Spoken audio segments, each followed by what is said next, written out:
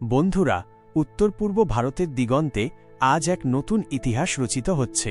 এই ইতিহাস শুধু কংক্রিট আর স্টিলের নয়, এ হল কোটি মানুষের স্বপ্ন, উন্নয়ন আর ঐক্যের এক অবিচ্ছেদ্য বন্ধন।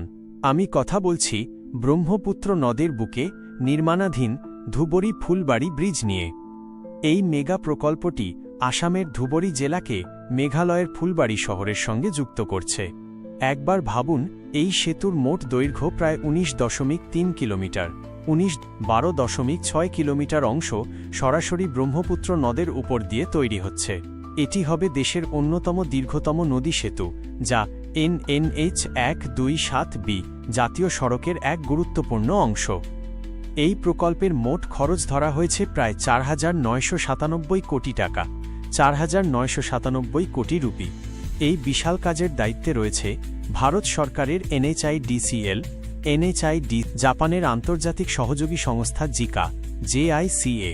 নির্মাণ কাজের দায়িত্বে রয়েছে দেশের অন্যতম বৃহৎ নির্মাণ সংস্থা লারসেন অ্যান্ড টুব্রো, L&T। এই ব্রিজ কেন এত গুরুত্বপূর্ণ? এর সবচেয়ে বড় উত্তর হল সময় আর দূরত্বের পরিবর্তন। এখন ধুবরী থেকে ফুলবাড়ি যেতে সড়ক পথে প্রায় ২০০ কিলোমিটার পথ ঘুরে যেতে হয়, যেখানে সময় লাগে প্রায় ৬ থেকে ৭ ঘন্টা। কিন্তু এই সেতু তৈরি হলে সেই দূরত্ব কমে আসবে মাত্র ১৯ কিলোমিটারে, আর সময় লাগবে মাত্র ৩০ থেকে ৪০ মিনিট। ভাবুন একবার, দৈনিক যাত্রীদের জন্য এই পরিবর্তন কতটা বড়। চিকিৎসা, শিক্ষা, ব্যবসা বাণিজ্য সব ক্ষেত্রেই সহজ হবে সংযোগ। বিশেষ করে যারা বছরের পর বছর ফেরির অনিশ্চয়তা আর দীর্ঘ অপেক্ষার ওপর নির্ভর করতেন, তাদের জীবনে এই ব্রিজ নিয়ে আসছে এক নতুন দিগন্ত। ব্রহ্মপুত্র নদ তার প্রবল স্রোতের জন্য পরিচিত, তাই এই সেতু নির্মাণে ব্যবহার করা হচ্ছে বিশেষ প্রযুক্তি।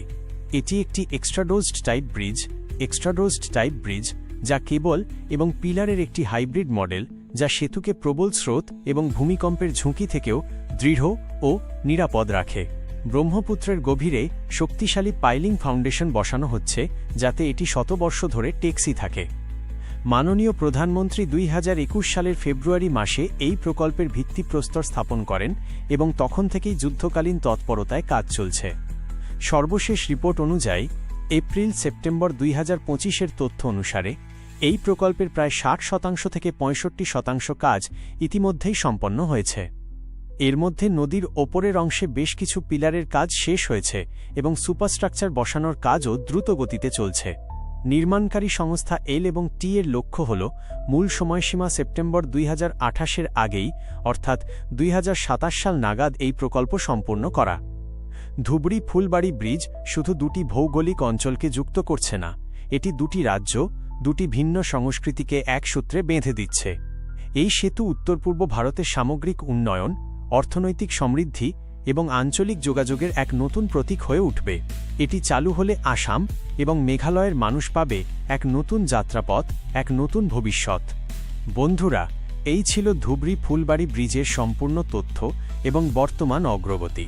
এই মেগা প্রকল্পের প্রতিটি মুহূর্ত জানতে এবং এমন ভিডিও দেখতে আমার চ্যানেলটি সাবস্ক্রাইব করুন, লাইক দিন এবং কমেন্ট করে আপনার মূল্যবান মতামত জানান। ধন্যবাদ।